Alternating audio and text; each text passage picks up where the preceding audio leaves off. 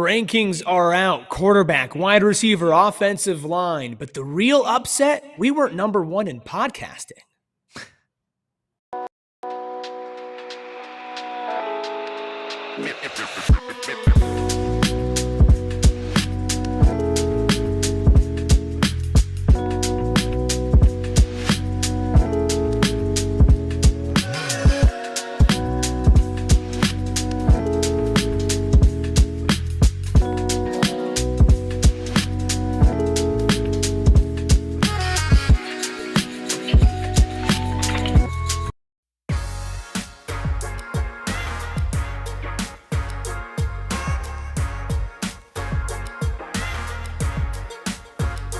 Happy Monday and welcome into the PHNX Sun Devils show. Of course, coming to you live from Studio K, presented by Circle K. Make sure you join Inner Circle for free by downloading that Circle K app today. Terms and conditions apply at participating locations. Visit circlek.com for details. I am Anthony Totri, joined as always by old dog legs Erik Ruby. He is in the TV today, and we've got the one, the only woolly mammoth himself behind the Mac, making all of the magic happen. Do us a solid, hit that like button, hit the subscribe button, and drop a 5-star review wherever you get your podcast. We got Street Addict in the chat. We got Jacob Whiteable. I mean, we're back. YouTube is back to the Twitter or the YouTube ads, and it is the most frustrating thing I think that I've ever had to deal with in my entire career of journalism to this point, Erik. Nobody likes it. No. It's why do companies make decisions where it's like, hey, this universally, nobody's a fan of. Nobody likes it. And then we're just going to keep bringing it back. Yeah, like, it's just not ideal. It's bad. It's not good. It is 100% bad. Also bad, going to the dentist at 7 o'clock in the morning on a Monday. That is how I got to spend the start of my week. So apologies if I'm a little slow, or I guess slower than normal on today's program. So I know Rubus, he's going to have to pick up the slack for me, even though he's tired too. This guy just got back from Summer League in Vegas. Solid trip? Yeah, man. First Summer League. Definitely just nonstop, super cool. If you missed any of it, we had some pretty cool coverage over on PHNX Sun. So check it out on the YouTube channel. Check it out on social. Got to talk to Shams Charania. What the hell? There you go. But I mean, what a week! I mean, I think nobody's having a better week than Erik Ruby, right? I mean, Big 12 Media Day, and then into Summer League, and now I get to talk to Anthony Totri. The only bad part is that I can't be in studio to smell how fresh your breath is after your Monday morning dentist trip. Just know it smells minty fresh, man. Just. I mean, know. I feel like I could tell through the screen, honestly. Yeah, well, then you should consider yourself a lucky guy. Okay. I do. I do consider myself a lucky guy. Look, as much as I would love to spend the entirety of this hour talking about Vegas and the dentist, instead we're going to be talking about some Big 12 position rankings. Which Big 12 teams, specifically Arizona State, have top 4 position rooms within a loaded conference.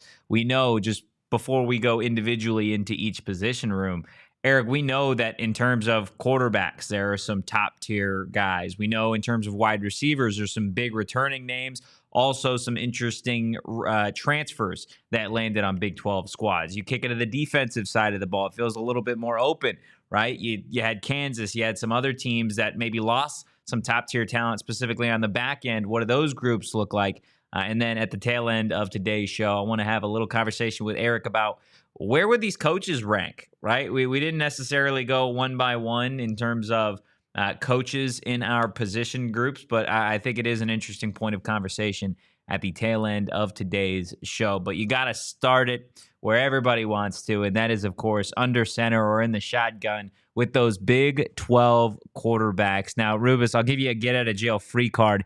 These are my rankings that I put together.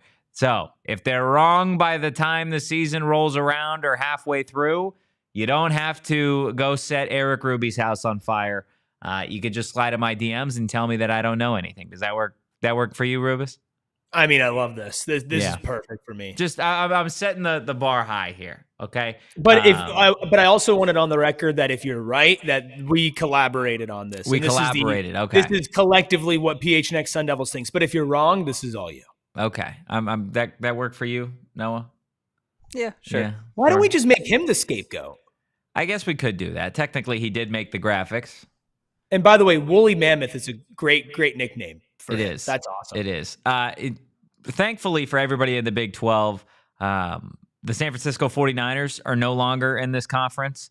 Noah had concocted this graphic and had put the 49ers with a top 4, I think the 4th best pass rush in this conference. So, shocker, there are 3 Big 12 teams with better pass rushes than the team with Nick Bosa in the NFL. So, that is good to know. But I do want to start it with the quarterbacks here. This is what I've got in terms of the best quarterback rooms in the conference.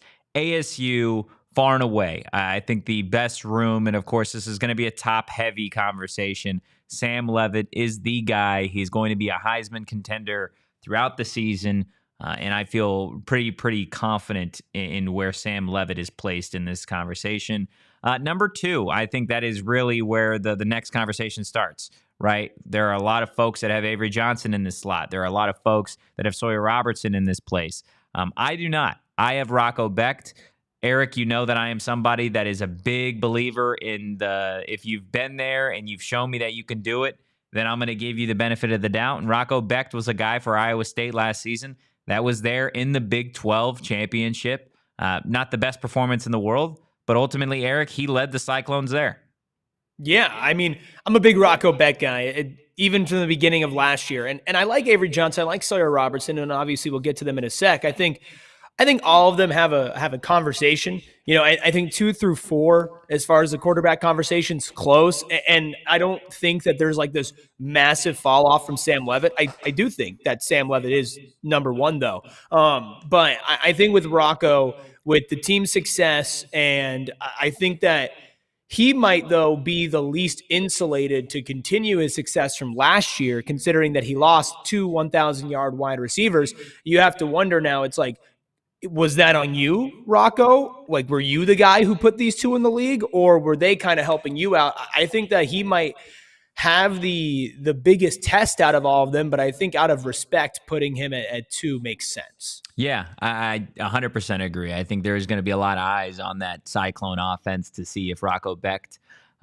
can kind of get back to a Big 12 championship game. Can he keep this Iowa State offense high flying, given what you said, right? You lost 2,000-yard receivers, 2 guys that ended up, ironically enough, on the same NFL team with the Houston Texans. So I think that's funny. That's interesting.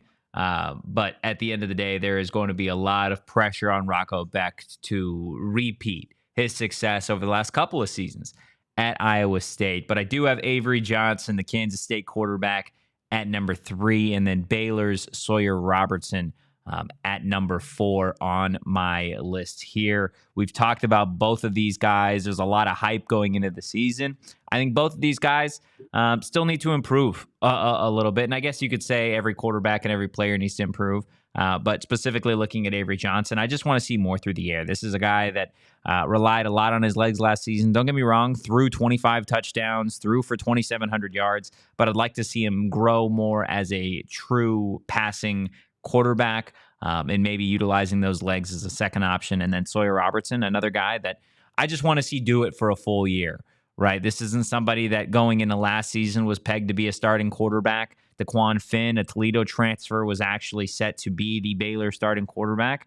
And then Sawyer Robertson eventually took over, I believe, because of injury. But Erik, are you fine with those 1 through 4 at quarterback? Do you have any gripes about where I've got some of these guys? Is there somebody that I left off the top 4 that you think deserves to be in that conversation? No, I'm furious. I was actually thinking about leaving the stream. That's totally understandable. No, I think it's fair. I think those definitely, as far as top 4 goes, this is now the quarterback conference, right? Because it was the running back conference last year, and it's the quarterback conference this year, and you could still go down the line, and there are other good quarterbacks. Like, I do like Josh Hoover.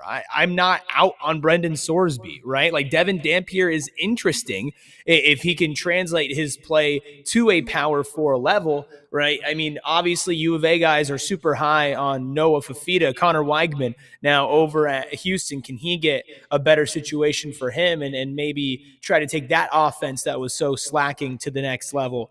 Like there's a lot of quarterbacks in this conference that I think are good, but as Yeah. far as great, those are the right four. Well, I'm here for it. I think I know getting you're here to for it. They're your rankings.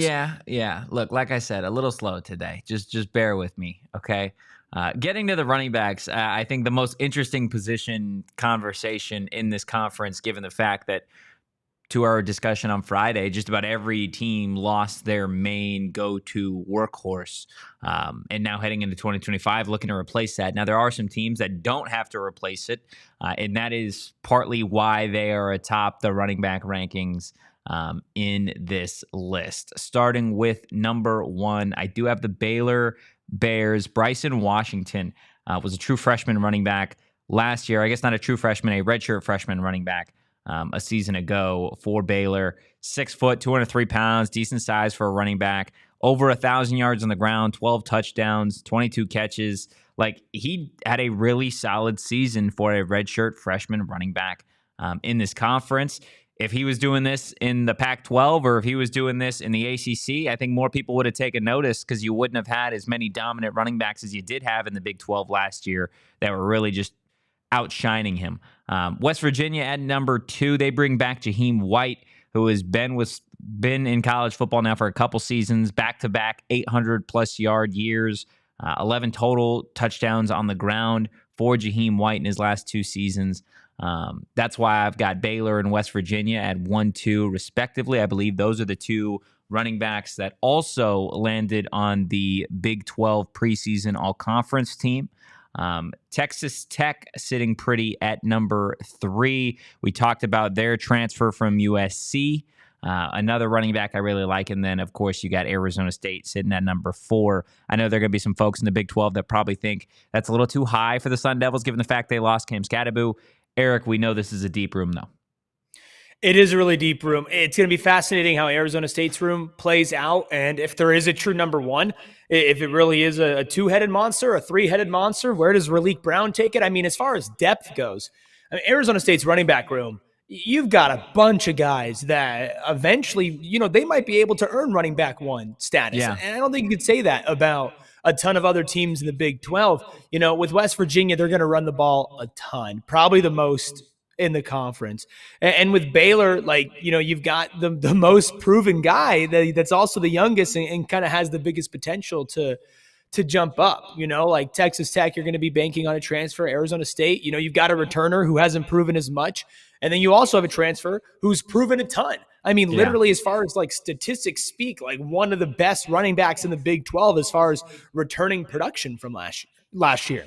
So it's not the running back conference anymore. It's kind of crazy when you talk about how much talent is left, but you even look at an Ishmael Mahdi, as much as it sucks where he went, how excited, we were when it's he's in the transfer portal, what's he going to do? Watching him play last year, not just against Arizona State, but just in general, I think he is a really good running back as well. And then I know we just talked quarterbacks, but we got a lot of running quarterbacks too. This might be the best running quarterback conference in the country, right? You have Sam Leavitt who can move, right? You have Avery Johnson who can move. You have Devin Dampier who can move. You've got a lot of really mobile guys. So I think the run game is going to be fascinating, but there is no RJ Harvey, there is no Cam Scadaboo. So there's a lot of names missing, but I still think that there's a lot of talent. Arizona State, though, and people will say Homer, and that's fine. You can say Homer. But I do think if Kanye Udo comes in and replicates his production from last year, and Kyson Brown takes a step, and Raleek Brown stays healthy, is there another top 3 in that room in the conference? I think there's a chance for Arizona State at the end of it all, too, as far as the entire room goes, be the best running back room in the conference. I would agree. I would 100% agree. I think the reason that I didn't put them there is because you look at some of these other rooms, right, specifically with Baylor and West Virginia, there are guys that have done it. Again, right, to the same point that I made with the quarterbacks and somebody that if you have shown me that you're capable of doing it at this level in this conference, that means a lot to me. And I think when you look specifically at Arizona State, where I have them, this is more so a point of yes, I understand what Kanye was able to accomplish at Army last year. I believe that Kyson Brown has grown literally and physically every single aspect of his game, but you got to see it, right? And then you want to see Raleek Brown be fully healthy and incorporated in this offense? How does Marcus Arroyo utilize all three of them? The big question, does he utilize all three of them? That's why I have them at number 4. You brought up Ishmael Mahdi at Arizona. I do have him, I believe, at number 5 on my list. I'm a big believer in Ishmael Mahdi. We got the chance to watch him when Texas State played Arizona State this past season. He was a really fun back to watch, and he was an even more fun back to watch the year prior to last. So if you don't know about Ishmael Mahdi at Arizona, he's certainly a bona fide dog, and he's going to be in this conference as well.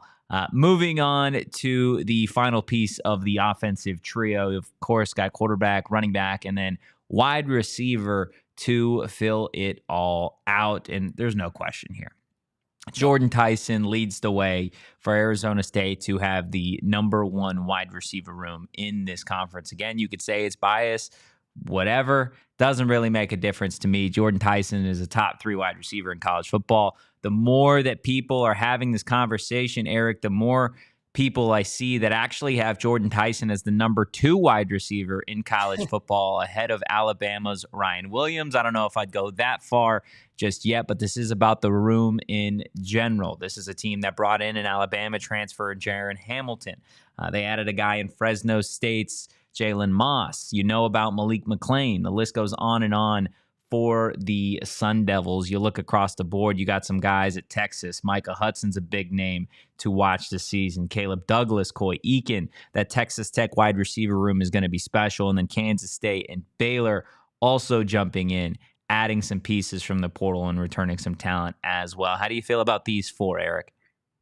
I feel good. There are only 2 teams that have a ranking in every single category, and that's Arizona State and it's Baylor, right? Yeah. Iowa State just has 1, and the quarterback, Texas Tech has 2, Kansas State has 2.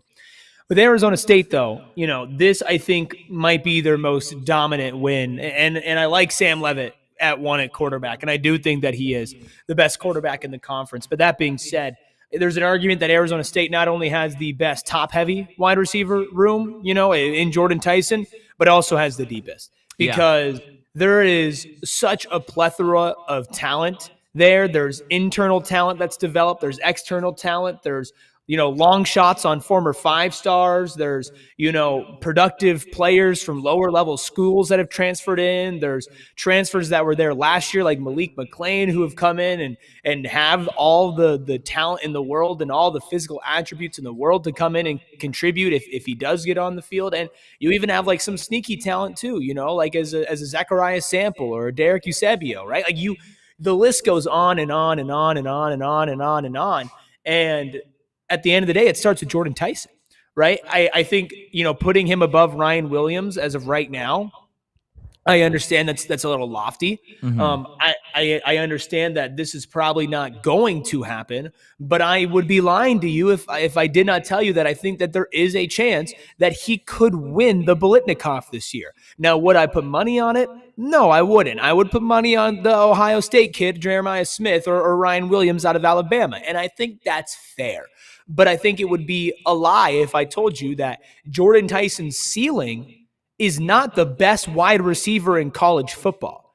Like you have the offensive line to protect the quarterback who can deliver the ball to you. You have the weapons around you to distract people enough. He's gotten faster. He's gotten stronger. The way that he improved all over last season, he's already not like consensus, but overwhelming, majority feeling like he's the best wide receiver in this draft. He's overwhelming majority felt as the best Big 12 wide receiver, and overwhelmingly he's felt like he is the number 3 wide receiver in the country. And I think when you look at all of that combined, why would that guy not at least have a chance, just a chance, to win the Biletnikoff, even if it's a long shot?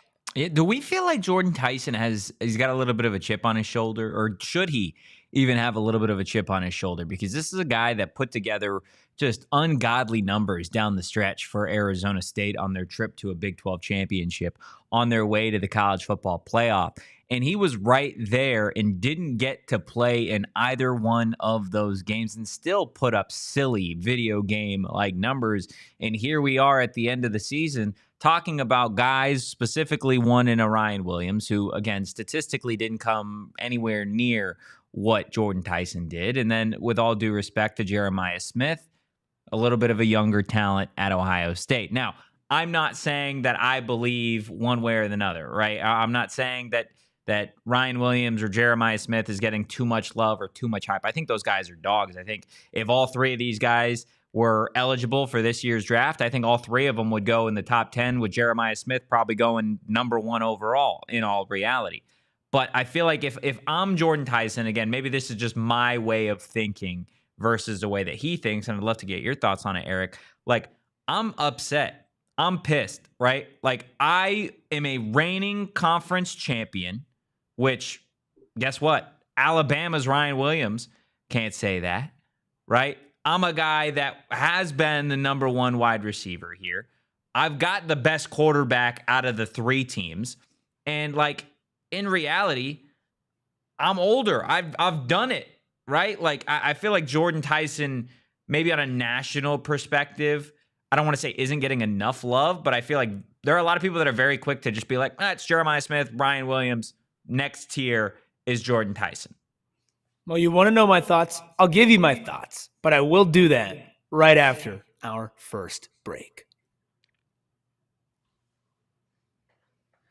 This morning I was too cold. Last night I was too hot. But always I was too lazy to stand up and change my thermostat myself. And that's why I love our friends over at APS, and I love having a smart thermostat. But not just because I'm lazy, but also because I'm cheap. Listen, a smart thermostat can help manage your energy costs. It works with your APS rate plan to automatically adjust the temperature in your home. And did you know that for every 1 degree that you raise your thermostat, you could save up to 2 to 3% on your cooling costs? You just got to remember to adjust it, and maybe you're not home. That's why you could adjust from your device anywhere with an APS smart thermostat. And right now, APS customers may be eligible for smart thermostats for as low as $0 when you enroll in the APS Cool Rewards program. And if you already have a smart thermostat at home, see if it's eligible to enroll in Cool Rewards, plus free install also available at marketplace.aps.com. You must be an APS customer and pay shipping and taxes. Other restrictions apply. Visit marketplace.aps.com for more information.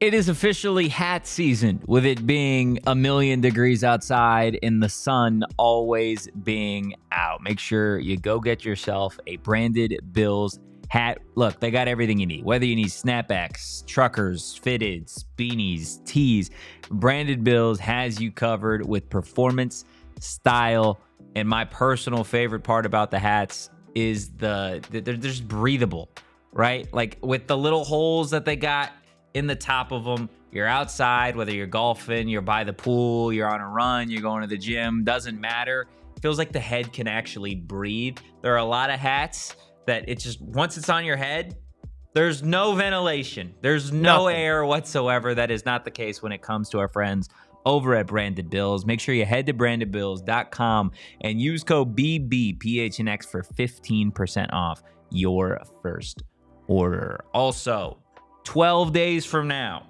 2025 Summer Pickleball Tournament over at Chicken in Pickle, July 26th at 10 a.m. Not too early for everybody. Look, $35 for an individual, $70 for a team. Come out for the vibes, come out for the fun, and come out for a good cause. Part of the proceeds from the event are going to go support the Big Brothers, Big Sisters of Central Arizona. It is going to be an absolute blast out there. We're going to have prizes, food, drink specials, and so much more. Head to gophnx.com/events to learn more. Yeah, if Totri can get up at 7 a.m. on a Monday to go to the dentist, you can get up to play pickleball at 10 a.m. I was up before that. I was up well before that. What time did you get up? Be there in the chair at 7 as my teeth were just getting scraped. Oh, God, that made me feel bad. Yeah. Oh, I hated that. It wasn't good, I will say man. this. Also on Branded Bills, I mean, it was like 118 degrees in Vegas, and I was just wearing my Branded Bills hat out. Just vibing. Yeah, I did get some people told me to be respectful and turn my hat forwards when talking to Sham Sharania, and I said no. Be respectful? No. Is it disrespectful to have a hat backwards? To some people, yes. But do you think that's disrespectful, Noah?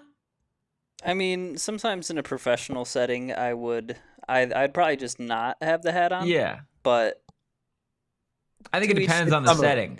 But also, like, Summer League is like the most casual thing for probably the NBA the whole season, right? So I would not wear a hat to like cover a game. But Summer League is like it's just different. And of course, like Shams Charania looked good because Shams Charania always looks good. That's He not does my always look fault. good. That's not my fault. But you know, I don't care. I mean, Glenn says there's manners in Vegas. I guess Dude, that's a valid point. we're in Vegas. You know, again, like people, it just surprised me. But I was rocking my It Brandon Bills surprises hat. you. It shouldn't surprise you. It shouldn't. No, you're surprise right. It doesn't surprise me. Not at all. But it doesn't surprise me as well about Jordyn Tyson being a top. And you said, does he have a chip on his shoulder, or should he have a chip on his shoulder? I mean, everybody on this team is going to have a chip on their shoulder. Sam Leavitt has 10 quarterbacks that he hates up on his wall, right? Kenny Dillingham says, what are expectations? So many people on this roster, you know, even though last season went well, you know, like they're coming from places where nobody believed in them. That doesn't just like go away, right? Like you had one season of success and all of a sudden like you just forget. Like, oh yeah, like everybody thought that we were going to suck and nobody believed in me 2 years ago. Like that's not going to change, right? So with Jordyn, I think there is an argument that if he finished the season out, let's just say the result. Let's say the results are the same, right? You dominate the Big 12 championship and you lose in the Peach Bowl in a classic, right? Even though having Jordyn Tyson clearly could change the outcome of that game. Let's just for this conversation say it doesn't, right? Okay. But he performs to his adequate levels on both games, right? On a national stage, getting the same type of love that a Leavitt and a Scadaboo. I mean, Ralph and I talked about this. You know, we're all high on Sam Leavitt, and I think it's rightfully so. But do you know how much, like, that PR bump from being in the Peach Bowl and doing the media leading up to the Peach Bowl and winning the Big 12 championship and being on the field, like what that did for Sam Leavitt's standing as far as quarterbacks go? I think there's definitely a conversation where, you know, Sam Leavitt gets injured in that U of A game, and then the same results somehow happen afterwards. And there's no way that we're talking about him, at least nationally. We probably are, but nationally, talking about him as the best quarterback in the conference, right? Or a Heisman candidate or whatever, or a potential number 1 overall pick. So I think with Jordyn Tyson, the fact that he is getting all that love, and by the way, ran into him out in Vegas going to support his brother. Did you? Yeah, no. So we did. So we didn't get a picture because Shane Espo and I are sitting in the media room and we're talking, and I turn and look out the window, and it's like I can recognize Jordyn Tyson, like the hair, and I'm like, I just turn to Shane, I'm like, that's Jordyn Tyson. We just start running. We just start running after him. We're like, yo, Jordyn. So we like say hi, but he's like, yo, I'm running late. It was like halftime for his brother's game. He's like, I'm running late. We'll catch you in there. I was like, all right, cool. And then we went into the gym, and I couldn't even I didn't see him in there. You know, and it's like, I'm like, I can find your hair, bro. I don't know where he went. No, he said hi. But with Jordyn, I do think that if he got to play those games, maybe there would be some more national hype. And maybe that is something that he wants to prove. But I don't think it's like chip on the shoulder because it doesn't give him the national expectations. I think it just hurts him that he wasn't there. Yeah. Right. And I think that if you are the caliber of Jordyn Tyson, you probably think, and you should think, that you would have won the Peach Bowl if you were on the field. And Lord knows what you can do after that. I think that's the chip on the shoulder that Jordyn Tyson has, not the I'm a better wide receiver than Ryan Williams or Jeremiah Smith. I think regardless, it's going to be really fun to watch all 3 of those wide receivers this season. I think early expectations have all 3 of those wide receivers teams being in the college football playoff. So that could certainly lead to some fireworks here in 2025. I do want to move along to what we've got, the tight end room and the offensive line for some of these Big 12 teams. You mentioned it earlier, Erik, when we did the quarterbacks, running backs, wide receivers. Arizona State and Baylor getting some representation all across the board. I'm interested to see what you think of these tight end rankings that we got off the jump right here, starting with Utah. Look, Utah produces great tight ends year over year. We've seen it going back to even the Dalton Kincaid days, the Brant Keithy days that they have. And Utah, again, continues to develop their tight ends. They're returning a stud freshman, adding some blue chip transfers specifically at that spot. So I'm excited to see what Utah does. Just in general here in 2025, can they get back to what they did in the Pac-12? You got a team in Kansas State, Mason Richmond, coming back as one of the more complete tight ends in this conference. Excited to see him again paired up with Avery Johnson. What does that look like? At that number 3 spot, I do have Arizona State. Again, you've got Shimon Mateer, a nearly all-conference tight end a year ago. I believe he was actually a second-team all-Big 12 tight end, not to mention you bring in Kamari Anderson. You've got A.J. Ia. It's a deep tight end room. And then you look at Baylor as well. This is an offense that utilizes tight ends a lot. Specifically in the red zone area, and they added some pass catching tight ends, specifically a pass catching tight end in the transfer portal. So, Erik, the tight end room is similar to the running back room for me. It feels like a lot of teams lost their go-to guys, but nonetheless, a lot of these teams reloaded at the position. These are your rankings, so I'm wondering how much of a factor did you have AJ Ia in this? Not a ton, to be honest with you. I went more so the starting 2 tight ends, specifically top level heavy tight ends. I think, again, there is potential similar to the running back conversation that we had, where it's like, I could see at the end of the year us saying Arizona State has the deepest tight end room, the best tight end room, hands down. But I got to see it. I got to see it all come together. It's very similar, ironically enough, to Arizona State's running back room. How do they utilize all those guys? Do they end up utilizing all those guys? So as it stands right now, I feel like this is the right order for these tight ends. I think if we're talking about it on Monday, July 14th, I don't know if there's like a massive gap between 1, 2, and 3 and 4. Like I think it's really tight. It kind of like some of our rankings before. I think at the same time, though, when you look at what we could see by the end of the season, if AJ Ia turns into what we believe he could turn into, then there is a good shot that this is number 1, right? Yeah. Like the floor and everything for this tight end room is you have a second team all conference tight end, Shimon Mateer, hopefully productive college transfer in Kamari Anderson.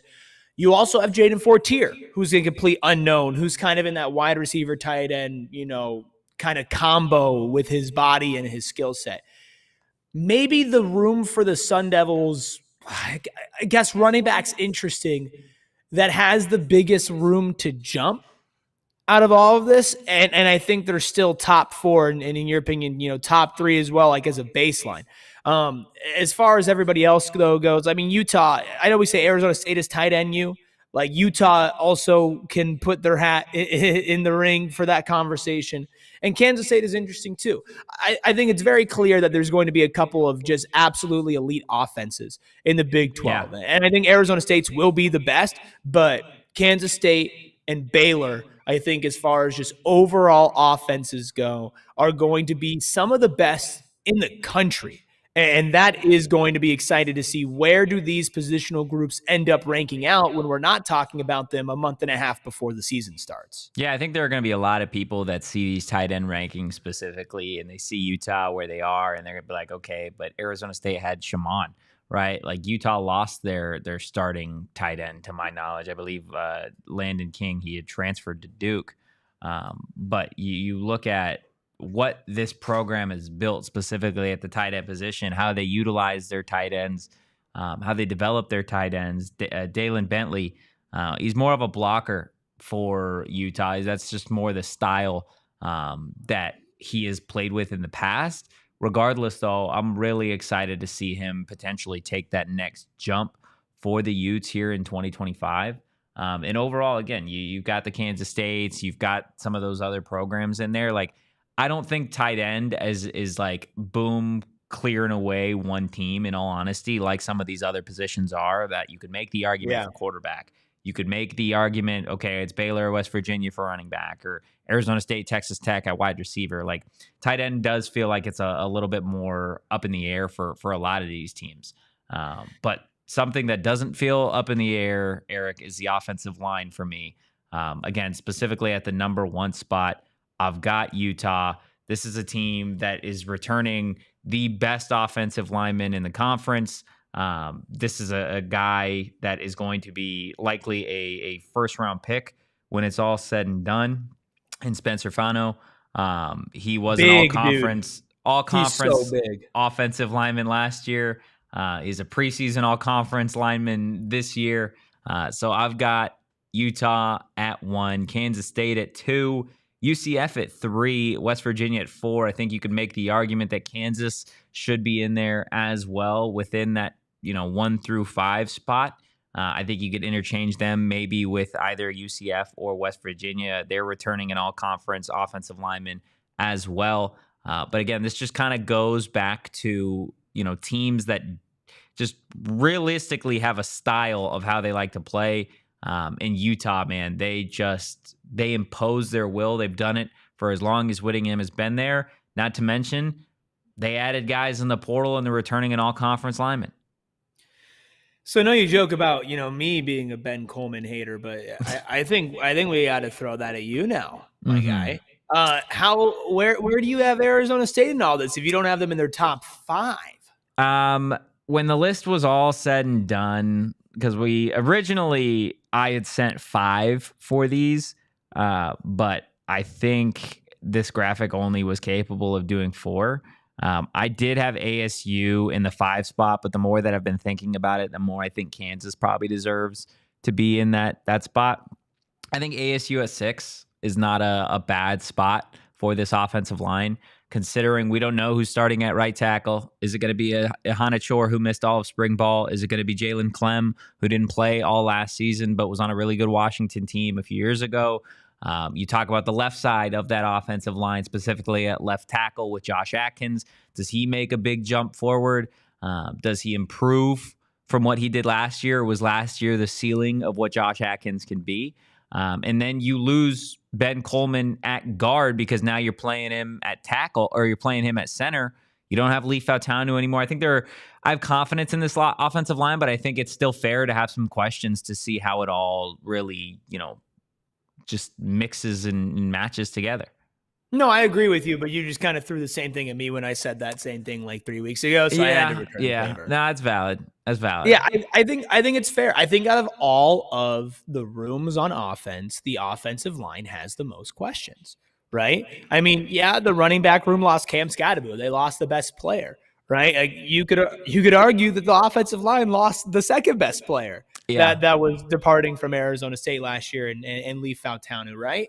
And you want to assume that Jalen Clem is good because he was on the best offensive line of the country when he played in Washington, but he hasn't played for a year, right? Yeah. And for offensive linemen, like to get your body right and to get your body to a point where it can be where it was when you were consistently playing, I think underratedly, that's the position that might be the toughest to get into playing shape because you need to balance the weight and putting it on while also keeping your stamina and athleticism and all of that as well. Like, I like Jalen Clem, and I think Jalen Clem's ceiling is enormous, but there are definite questions about what he can do. Yeah. And I love Ben Coleman. Like, Ben. Go ahead. No, you go ahead. I 100% agree with you on it. Like, I think that there are certainly questions about this offensive line. I think for me, like, you also got to take into account this team got incredibly fortunate with the injury bug last year. Now, granted, they were hit very, very hard during that 3-9 season. And again, this is all assuming they're healthy. But in terms of being able to see if this group can really carry forward what they accomplished last year, they're all going to have to stay on the field together, right? Like, durability and availability are some of the most important things in all of sports, specifically in football, where it is a major contact sport. Like, this is an Arizona State offensive line that I've got a lot of faith and a lot of confidence in the starting 5. But you look beyond that, and I'm not saying I don't have confidence, but the reality of the situation is there are still a lot of young players on that offensive line in the 2 and 3 deep. I see Glenn bringing up the Helton twins. Like, these guys were true freshmen a year ago, right? Yes, they're big. Yes, they were at Iowa State, but they were freshmen, right? They're just young players. So regardless of your size, experience does play an important factor. And I think when you're looking at the offensive line, like this is a group that, yes, the pieces are there, but like there is so much that goes into it. Yeah. And there's so much that goes into this show, including our second break. Listen, I talked about being cheap before. It's a good thing to be cheap nowadays. It's hard to manage your money, and that's why you need Monarch Money. It's a personal finance app that people actually use. Let me say that again. They actually use, because a lot of times you hear these things like, how is it going to help you?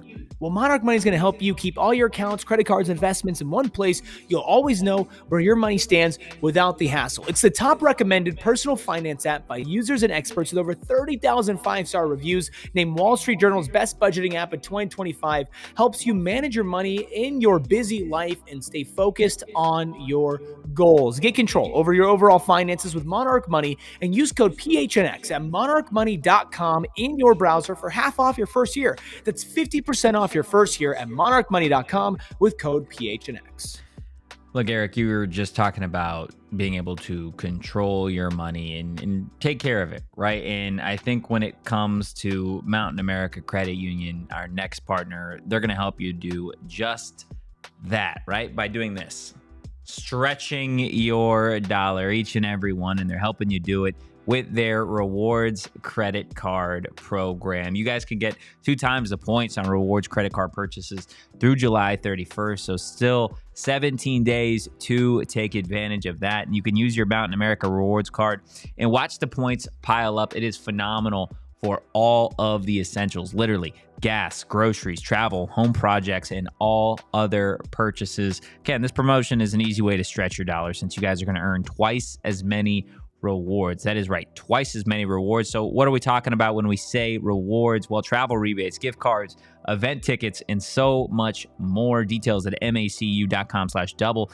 Loans and approved credit offer can change or be withdrawn at any time. Limited time offer. Terms and conditions apply. Woo! We're just talking ball, Anthony Totri. We are. We're going like long almost. Where it's I know. Like, I mean, yeah.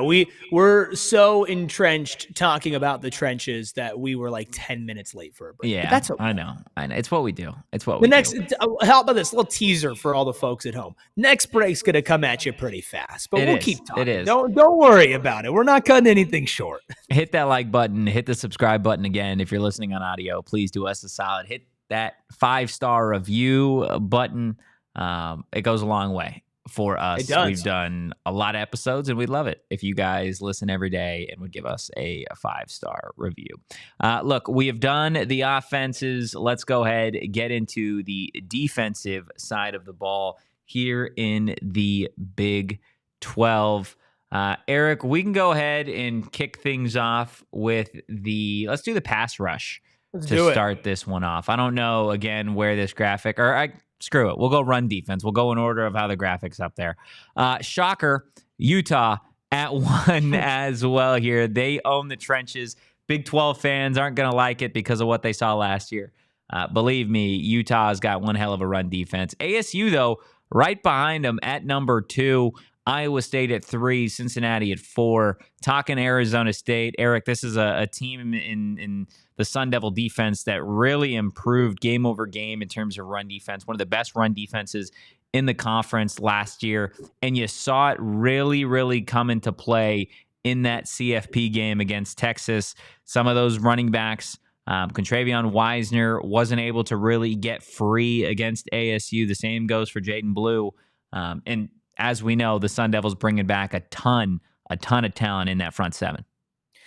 Yeah, absolutely. I think that this defense has been criminally underrated by a lot of people. I think there's a chance that this defense ends up being the top in the conference. And when you look ahead at some of the rankings that we'll be talking about here in a second, I think that definitely can play out considering how consistent they are. I think that overall for this run defense, like there is a ceiling that they haven't hit yet. And as good as they were last year, I do think they can take it to another level. But, you're returning pretty much everybody, Yeah. right? And you have to imagine some internal growth from all of your starters. I mean, the only starter on defense that you're losing is Shamari Simmons, who, was really good at, playing basically every single style of defense and being able to figure out if he needs to stop the run or stay back and or whatever he needs to do. But, I trust Montana Warren to step in that spot, and that's obviously not like heavily impacting the run defense. I think there's a chance that they end up being the best overall defense. And I think in even each of these three individual categories, Totri, I think they could end up being the best in the conference, even pass rush, where you have them third. Yeah, no, I would 100% agree. Moving on to that pass rush spot. This is a unit at ASU that I think for me the last couple of years has been maybe the most fascinating group to try and watch, because you go back a couple seasons ago, BJ Green was here. He was really solid. You brought in Clayton Smith, you brought in Prince Dorba, but you didn't necessarily know what they were going to give you, younger players at the time. Then BJ Green leaves. And ultimately, the pass rush is solid, but it's not great. They added some pieces. They retained some guys. I've got ASU's pass rush at number 3. I want to see them bring down the quarterback this year. Again, 3 of 16 is not a bad ranking for your Arizona State Sun Devils, but I do have some teams up there that I think, at least to start the year, you could make an argument, have better pass rushing ability, right? I've got TCU at 1 on this list, Cincinnati at 2, and then Utah at 4. Like, there are some teams that added specifically from the transfer portal interior defensive linemen and edges that can get after the quarterback.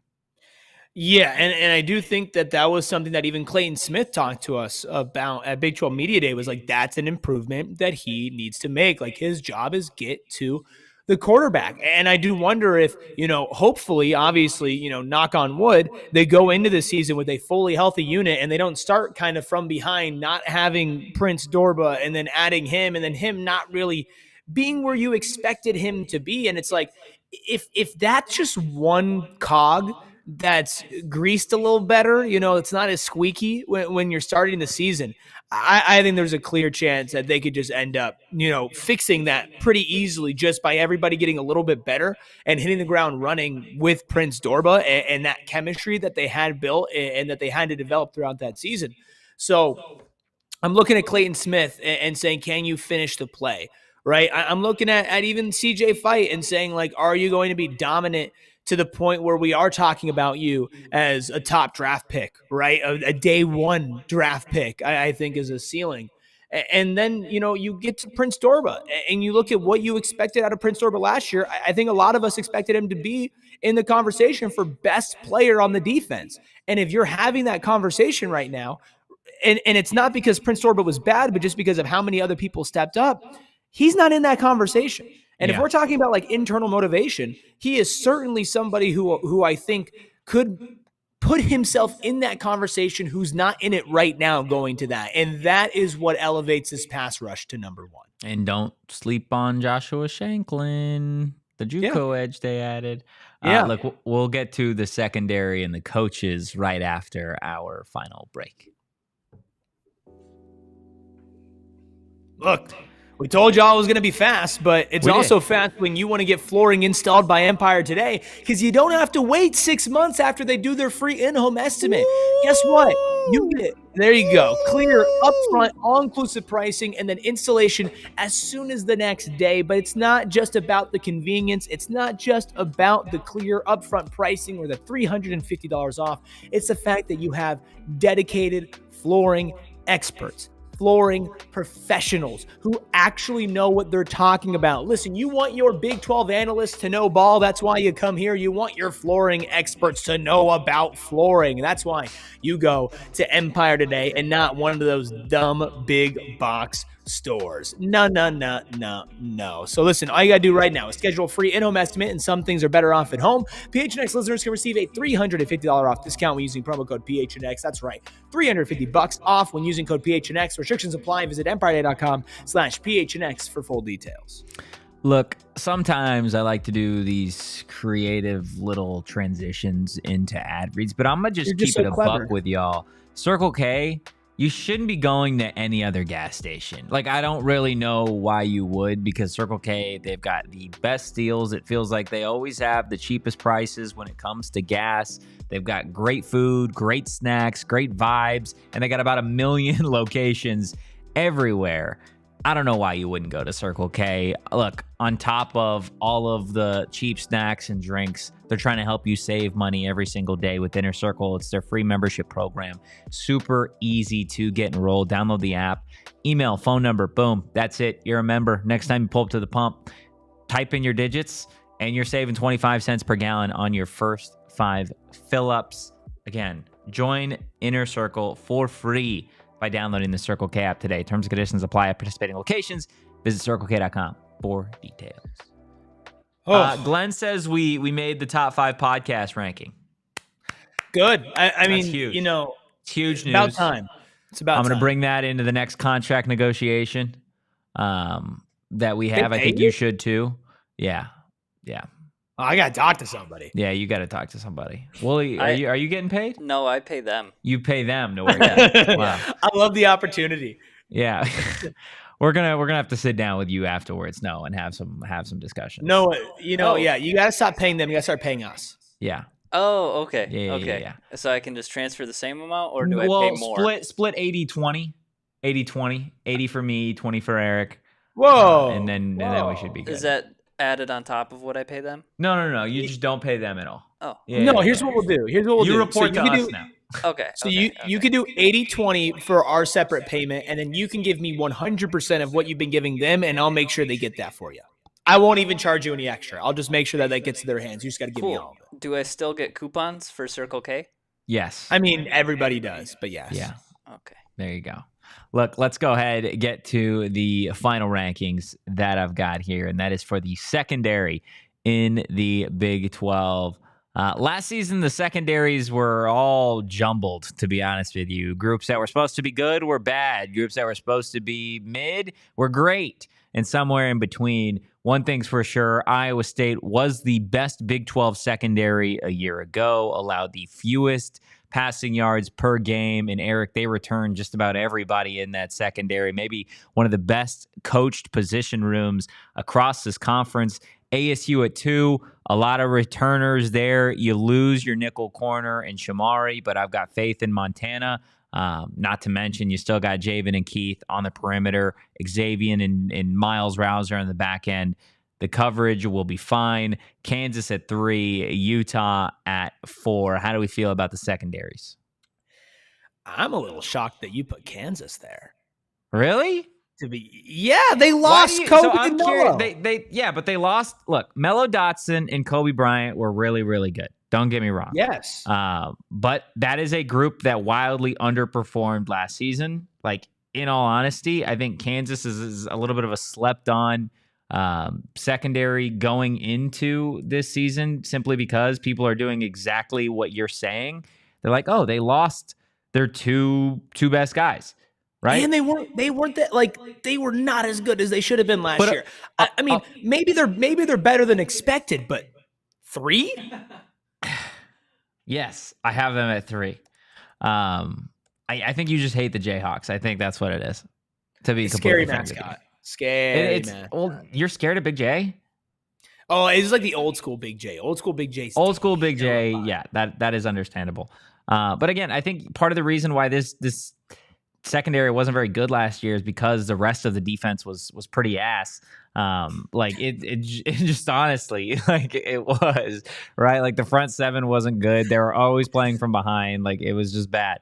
But the secondary, they added a corner from Bama and Jahlil Hurley, not to be confused for Bobby Hurley. This is a much bigger, lengthier corner than Bobby would be. Thank you for clarifying that. 6'2", 185. They added a corner from Oak State. They added maybe one of the best names in college football in Saeed Gibbs, a corner from Georgia Tech. They added another safety from Auburn. Like, they added some dogs in the transfer portal in the secondary. I think they're going to be good. I know you hate them, but, like, okay, I'm not saying they're going to suck. I just don't think they're going to be third. Anyway, I'm not here to talk about the Kansas Jayhawks secondary. I'm here to talk about Arizona State. Okay. I think that at 2 is fine. I'm definitely thinking that Xavier Alford is going to put that on his wall Look, as X, motivation. I promise it's not personal, but I'm going off of what, like what is this It's not whole personal. show? It's just what I think. What are my rankings? My rankings are always, if you did it last year, this was the best secondary a year ago in this conference. They're returning a lot of talent in that secondary. So yeah, they're 1-1. Do I think Xavier Alford is one, like hands down the best player of the 2 secondaries? Yes, but I'm evaluating all of it. This is not personal. I think ASU secondary is going to be great. Iowa State starts the season with the best secondary. Damn, you just called Keith Abney ass. That's crazy. I did not do that. Nobody has been a bigger fan of Keith Abney than me. I'll say this though: if Shamari was back, they'd be 1, right? Yes. Yeah.